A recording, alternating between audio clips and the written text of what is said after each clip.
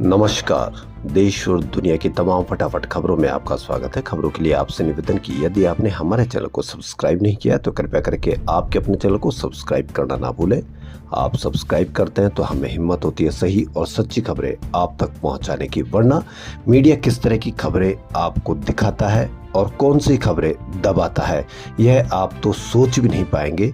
और जब तक पूरा मीडिया आपको किस तरह से भरमा रहा है इसकी आप तुलना कीजिए और रोज शाम को हर मीडिया चैनल को आप देखें और ये अंदाजा लगाइए कि क्या इस पर कोई किसी भी चीज की या ऐसी कोई खबरें दिखाई जा रही है जो आपसे संबंधित है या आपको सिर्फ भटकाया जा रहा है या आपको डर दिखाया जा रहा है। तो क्या है आज की बड़ी खबरें।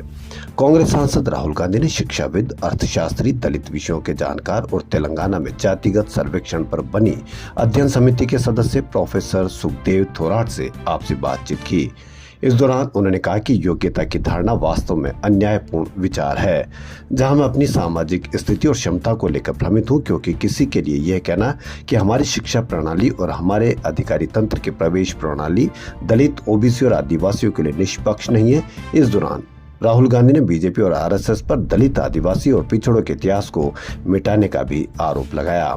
इस पर थोराट ने कहा कि रिसर्च और पाठ्यक्रम उच्च जातियों के हाथ में है और वे दलितों या पिछड़ी जातियों के वास्तविक हालत के बारे में कभी नहीं लिखेंगे।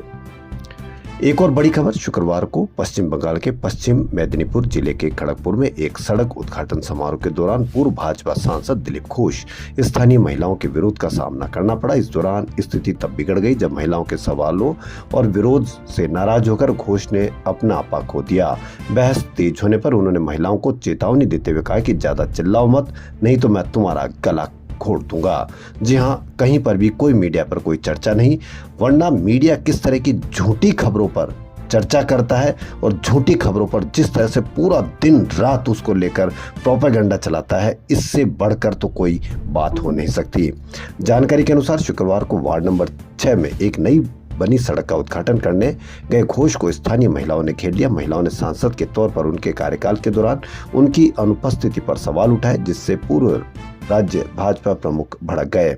महिलाओं ने सवाल पूछे तो घोष को देख एक महिला पूछती है कि आप इतने समय से कहाँ थे, जब आप सांसद थे तो हमने आपको एक दिन भी नहीं देखा। अब जब हमारे पार्षद तृणमूल के प्रदीप सरकार ने सड़क बनवा दी तो आप यहाँ है। आक्रामक हुए घोष ने आक्रामक तरीके से जवाब देते हुए प्रदर्शनकारियों को तृणमूल समर्थक करार दिया। भाजपा नेता ने पलटवार करते हुए कहा कि मैंने इसे अपने पैसे से बनवाया, तुम्हारे पिता के पैसे से नहीं, जाकर प्रदीप सरकार से पूछो। इंडियन प्रीमियर लीग के 18वें सीजन का आगाज आज से हो रहा है। थोड़ी देर में कोलकाता के ईडन गार्डन्स स्टेडियम में ओपनिंग सेरेमनी शुरू होने वाली है। समारोह में बॉलीवुड एक्ट्रेस दिशा पाटनी, सिंगर श्रेया घोषाल और पंजाबी सिंगर करण ओजला परफॉर्म करेंगे। अरिजीत सिंह, श्रद्धा कपूर और वरुण धवन भी परफॉर्म कर सकते हैं। बॉलीवुड एक्टर शाहरुख खान कोलकाता पहुंच चुके हैं। वे अपनी टीम कोलकाता नाइट राइडर्स को सपोर्ट करेंगे। सलमान खान के भी पहुंचने की उम्मीद है। वह अपनी फिल्म सिकंदर के प्रमोशन के लिए आ सकते हैं। हालांकि इसकी भी आधिकारिक पुष्टि नहीं हुई। ओपनिंग सेरेमनी के बाद आईपीएल का ओपनिंग मैच खेला जाएगा। यह मुकाबला केकेआर और आरसीबी के बीच शाम 7:30 बजे से खेला जाएगा।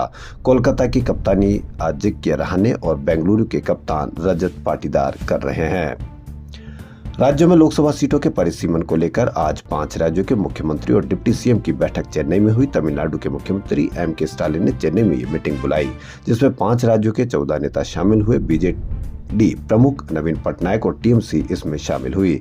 इस दौरान स्टालिन के नेतृत्व में एक ज्वाइंट एक्शन कमेटी बनाई गई, जिसने परिसीमन पर प्रस्ताव पारित किया कि वह 1971 की जनगणना जनसंख्या के आधार पर संसदीय निर्वाचन क्षेत्र पर रोक को अगले 25 साल तक बढ़ाया जाए। साथ ही कहा कि जिन राज्यों ने जनसंख्या नियंत्रण कार्यक्रम प्रभावी ढंग से लागू किया, वहां संवैधानिक संशोधन लागू किए जाए। निर्वाचन क्षेत्र के परिसीमन पर अगली बैठक हैदराबाद में होगी। एक और बड़ी खबर। मेरे अब्बू पर मना करने पर भी बावजूद रंग फेंका गया। उन्हें रिक्शे से खींचकर मारा गया। वो खुद को बचाने के लिए भागे, लेकिन लोगों ने उन पर रंग भरी बाल्टी फेंक दी। अब्बू वहीं गिर पड़े और उनकी मौत हो गई। उस दिन वो रोजे से थे, बस उन्होंने रंग डालने से मना किया। सिर्फ इतनी सी बात पर उन्हें मार डाला गया। उन्नाव के कासिम नगर में रहने वाली सरमिना इतना कहते ही भावुक हो जाती है। रिक्शा चलाने वाला कितना गरीब होगा, कितना परिवार उस पर निर्भर होगा, उसको किस तरह से मार दिया गया, यह इस पर आप अवश्य कमेंट करें। उनके पिता शरीफ खान सऊदी अरब में पानी का टैंकर चलाते थे। रमजान पर घर आए थे, रमजान ही मौत का कारण बन गई। 15 मार्च को उनकी मौत हो गई। परिवार का आरोप है कि शरीफ की पीट कर हत्या कर दी गई, लेकिन पुलिस मौत की वजह हार्ट अटैक बता रही है। घटना के बाद पुलिस ने 4 आरोपी मुन्नू, अमरपाल, किशन और संजय समेत अज्ञात पर बीएनएस की धारा 105 गैर इरादतन हत्या, 352 और 190 के तहत केस दर्ज किया है। इसमें मॉब लिंचिंग की धारा नहीं जोड़ी है। वहीं सरकार ने शुक्रवार को संसद में बताया कि भारत को चीन द्वारा 2 नई काउंटी सृजित किए जाने की जानकारी है, जिनके कुछ हिस्से लद्दाख में आते हैं, और नई दिल्ली ने राजनयिक माध्यमों से कड़ा विरोध दर्ज कराया है। मंत्रालय से पूछा गया था कि क्या सरकार को लद्दाख में भारतीय क्षेत्र को शामिल करते हुए होटन प्रांत में चीन द्वारा 2 नई काउंटी बनाने के बारे में जानकारी है। यदि हाँ, तो सरकार ने इस मुद्दे को हल करने के लिए क्या रणनीतिक और कूटनीतिक उपाय किए हैं। उन्होंने कहा कि सरकार इस बात से भी अवगत है कि चीन सीमावर्ती क्षेत्रों में बुनियादी ढांचे का विकास कर रहा है। विदेश राज्य मंत्री ने कहा कि सरकार सीमावर्ती क्षेत्रों के विकास के लिए बुनियादी ढांचे में सुधार पर सावधानी पूर्वक और विशेष ध्यान दे रही है। यानी सरकार ने माना है कि वह 2 नए काउंटी सृजित किए जाने की जानकारी है, लेकिन किसी मीडिया पर इसकी कोई चर्चा नहीं है और न ही कोई इस पर बात कर सकता है और नई बात की जा रही है। केंद्र सरकार ने हाल ही में जानकारी देते हुए बताया कि टेलीकॉम फ्रॉड से निपटने के लिए संचार 7 पोर्टल के जरिए अब तक 3.4 करोड़ से ज्यादा मोबाइल फोन को डिस्कनेक्ट कर दिया गया है और 3.19 लाख IMEI नंबर को ब्लॉक किया गया है। दूरसंचार विभाग ने कहा कि आर्टिफिशियल इंटेलिजेंस और बिग डेटा की मदद से 16.97 लाख व्हाट्सएप अकाउंट भी ब्लॉक किए गए हैं। दिल्ली हाई कोर्ट, जी हां, जस्टिस यशवंत वर्मा। एक केस इस बार दर्ज हुआ है और पिछली बार भी केस दर्ज हुआ था। ये केस कब दर्ज हुआ? वहीं दूसरा जो दमकल कर्मचारी या दमकल अधिकारी का कहना था, जो कल मीडिया में चलाया गया कि उनकी तरफ से कहा गया कि कैश की बरामदगी नहीं हुई। आज उनकी सफाई आई कि मैंने ऐसा कुछ भी नहीं कहा। यानी कि कौन ऐसी खबरें फैला रहा है, झूठी खबरें फैला रहा है, इस पर भी आप अवश्य कमेंट करें। दिल्ली हाईकोर्ट के जस्टिस यशवंत वर्मा के घर से 15 करोड़ कैश मिलने के मामले में कार्रवाई शुरू हो गई। दिल्ली हाईकोर्ट के चीफ जस्टिस DK उपाध्याय ने शुक्रवार को internal inquiry report supreme court के CJI संजीव खन्ना को सौंप दी है। कॉलेजियम इस पर आगे की कार्रवाई करेगा। इससे पहले 2018 में गाजियाबाद की सिंभावली शुगर मिल में गड़बड़ी के मामले में जस्टिस वर्मा के खिलाफ CBI ने FIR दर्ज की थी।